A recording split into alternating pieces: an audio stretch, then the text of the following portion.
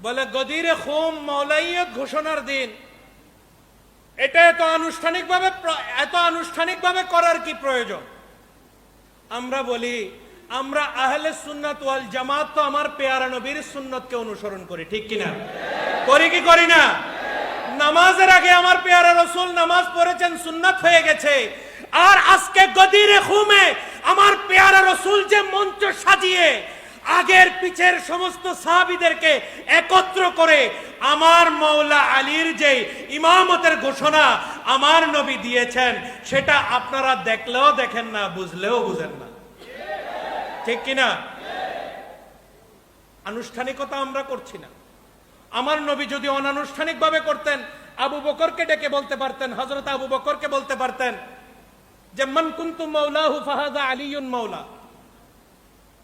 আবার হযরত ওমরকে আলাদাভাবে ডেকে বলতেন মান কুনতু মাওলা ফাহাযা আলীয়ুন মাওলা।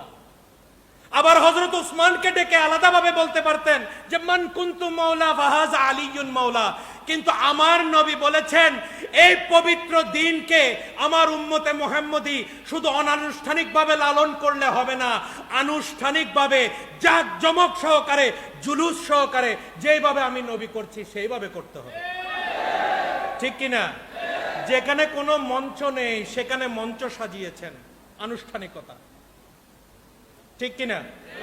আগের অনেক সাহাবীরা চলে গেছেন, বলছেন তাদেরকে পিছনে আসতে বলো, আনুষ্ঠানিকতা, ঠিক কিনা? ঠিক কিনা? এইভাবে মঞ্চ সাজিয়ে আমার মাওলা আলী শেরে খোদার পবিত্র হাত মোবারক আজকের এই পবিত্র দিন, যে মান কুনতু মাওলা, আমি রাসূল যার মাওলা।